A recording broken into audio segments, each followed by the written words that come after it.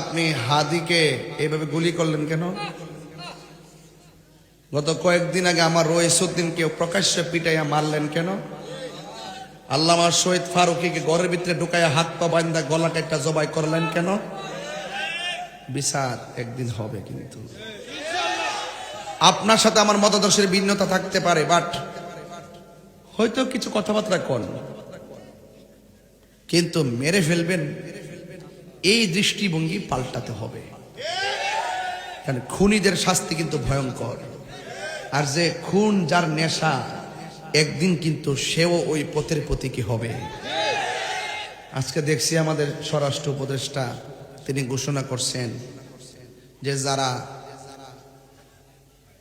হাদিকে এভাবে গুলি করছে যদি ওই তাকে ধরাই দিতে পারে 50 লক্ষ টাকা দিবে।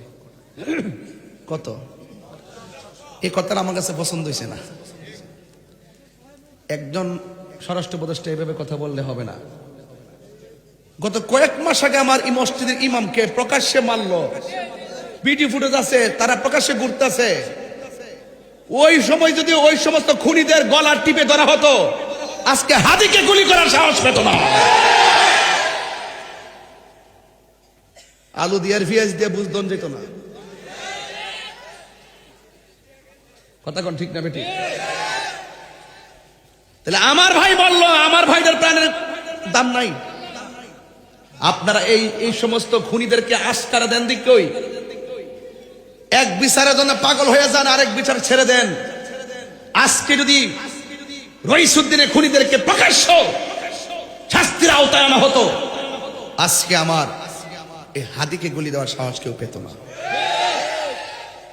আরেকটা আছে, কেউ কাউরে মারলে ঠাসকে টেক দিয়ে দেয়, এমুকে মারছে বেটা তদন্তর আগে কসকিল লেগে। যখন বলে যে এমুক দলে মারছে, এমুক নেতা মারছে, তখন প্রকৃত খুনিরা আড়াল হয়ে যায়। কথা কোন ঠিক না বেঠি? এগুলো বন্ধ করতে হবে। এই জন্য আপনাদের সাথে আপনার সাথে আমার আকীদার বেমিল হতে পারে, কাউকে মেরে ফেলতে হবে এই চিন্তা মাথায় যেন। এটা নবীর চরিত্র। রাসূলুল্লাহকে গাল মুবারকে থাপ্পড় দিছে, নাউজুবিল্লাহ।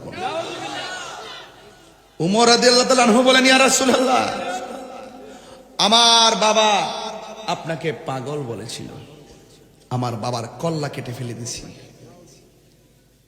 আর আমার সামনে আপনাকে থাপ্পড় মারছে, কিছু কন না নবী? রাসূল বলেন, সবর। একটু পরে আমার রাসূল বলতেছেন, আপনি যে আমাকে মারছেন হাতে কি ব্যথা পাইছেন? তখন ওই ইহুদি বলে, এটা কেডা রে? আরে এ কেমন নবী রে? নিজের ব্যথার চিন্তা করে না, আমার হাতের খবর নেই। নবী গো, ভুল করছি, আমার কালিমা পড়ে মুসলমান বানাই দেন। ইসলামটা এত সুন্দর, বুঝতে পারছেন? ইসলামটা এত সুন্দর। আল্লাহ, আমার ভাইয়েরা, লাকাদ কানা লাকুম ফি রাসূলিল্লাহি উসওয়াতুন হাসানা, নবীর মধ্যে আছে আমাদের জন্য উত্তম আদর্শ নিহিত।